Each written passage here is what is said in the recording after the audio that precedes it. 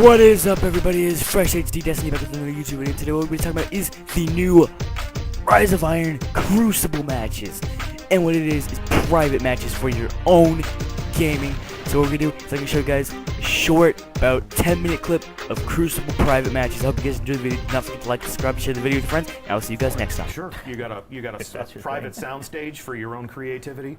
Okay, that's awesome. So we are putting the keys to the Crucible into the hands of the player.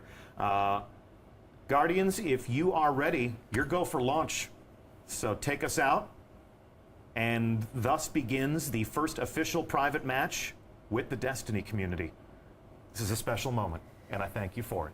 It's exciting. So as they take off here and make their way down to the destination, Steve Cotton, talk to us about the world that we're going to visit. Yeah, so this is Floating Gardens, one of the new maps in Rise of Iron. Yeah. It's a Vex map on Venus, but it actually has a really interesting history. Way back in the days of Destiny 1, when we were first making Destiny and making Venus, we had concepted a lot of different areas that we wanted to go to. One of which was called the Well of Iron, no relation to the Iron Lords. It's Well of Iron, and it's where the Vex would dump their fallen comrades into this pool of data milk. Anyway, the level designer Mike Vilterman was inspired by that idea, and what you'll see in this map is a lot of those elements. You'll see the data milk stream, you'll see the dead Vex bodies in the middle. Ceremonial statues that are reminiscent of the original Destiny adventure. It's a gorgeous map. So, and here they go, planting the flag, and our first private match with the Destiny community has begun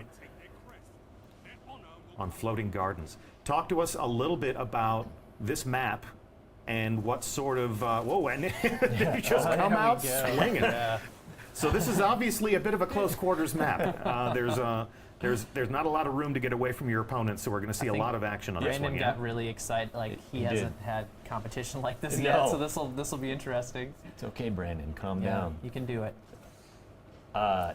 Yeah, tactically, this map is a symmetrical map. So those teams started on equal sides. It's a lot like Pantheon. It's a little smaller. It's a little bit bent. It's what we call in-house a three-lane map, where we give teams three equal choices at the well, not equal, but three choices at the beginning that converge sort of closer to the middle.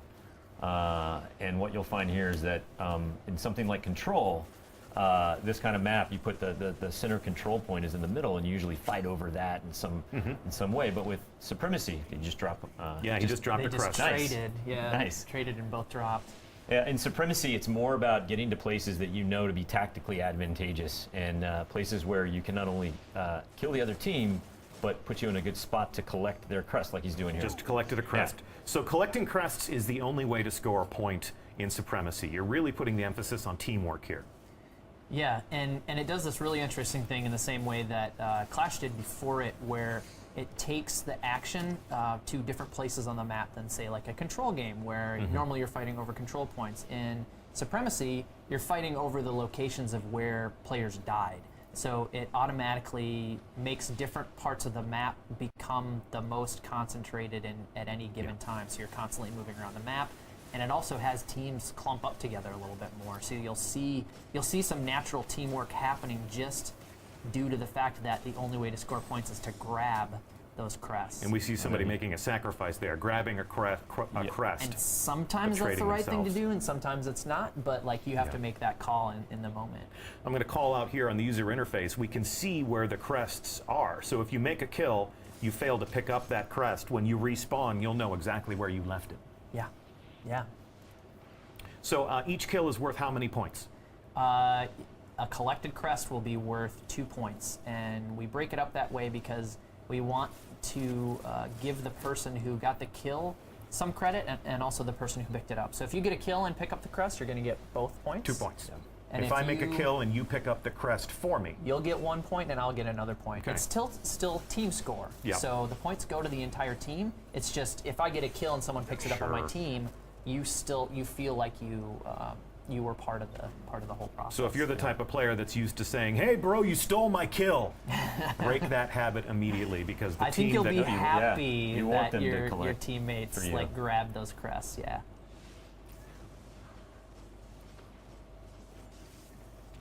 Boom. There we go. So like a nice close quarters kill is nice, because if you use a shotgun or if you use something like Fist of Havoc, your downed crest is going to be right in front of you. Snipers are going to have a harder time with this. They're definitely going to need to collaborate with their teammates to do that collection work. Yeah, you can't just sit on one side of the map or down a lane, snipe away, and then expect to be super effective. If you don't have someone that is collecting those crests on your team, then you're effectively just wasting sniper bullets. Interesting, yeah. And we can see also that the most skilled teams in this variant are going to hunt in packs. What was it we used to say? The strength of the wolf is the pack. Is the pack. Yes. So obviously you don't want to clump up too much, otherwise you become 2 or 3 free crests. But if you don't have anybody working with you to collect those things, the point for making a kill is not guaranteed. You don't just automatically get the point for making the kill. Someone actually has to pick up that crest for either of those points to get scored, correct? Yes, yes, yes. And there we go. Gallarhorn. Wolfpack rounds ride again. Woo. Boom, Oh, boom. that was close quarters. That That was dangerous. And the Stormcaller And has something to say Stormtranced. about all of that. Yeah, the guys in my clan call that the Storm Chaser, because as soon as you hear that, it's like, run, run, run, run, run, and that's what he does. He chases you. He or she, of course. So this is a smaller map. It's a symmetrical map. A lot of shotguns on this map, a lot of close quarters fighting on this map. What else do you hope will happen as you design a space like this? What's the full governing philosophy behind the 3 lanes of traffic? Well, you hope that the 3 lanes have like different experiences down each of them, right? So when you're making a choice, you kind of know what type of fight you want to get into. I mean, the shotguns are definitely going to be pervasive over here on the right, more enclosed areas, but on that outer edge where it's a little longer sight lines, I think you want longer distance fights. I mean, it's in Supremacy, the way it plays out. I think you have somebody supporting somebody else with longer range weapons, most likely. But you hope that. Oh, nice. There we go. You hope that stuff happens. Oh, denied. Couldn't get to the crest in time, but ended up taking out that guy It's anyways. nice. Good work. Oh, So when you think of your favorite Destiny maps, there's always a portion of the map that's kind of the hot zone. When you look at the heat maps, that's where most of the kills get made. Where do you think is going to be the sweet spot for a team to control here on Floating Gardens? on Floating Gardens, I mean, the 50-yard line's pretty popular, right? I mean, And where's that? that is right down. It's easy to figure out once you see it, but it's this Vex data milk river right down the middle of this map. So, and then there's a couple of different interesting spaces along that axis. They're fighting here right now. He's on it. Yeah, And that so would you want to be- command that area. That would be where all the crest indicators Yes, are on the exactly. map. That's not a surprise. So So these are 2 pretty evenly matched fire teams. This is actually pretty good. This is great. We brought in people from the community, and we were having them play against members of the Bungie away team, as well as our friends from Activision, who built this lovely space where all this magic happens for us. And we're, there's when the guys on the Activision team saw who was coming in to fight from the community, they're like, "Optic, what are you doing to me, man?" It's like, "Hey, we got some hitters on your team. Don't worry about it."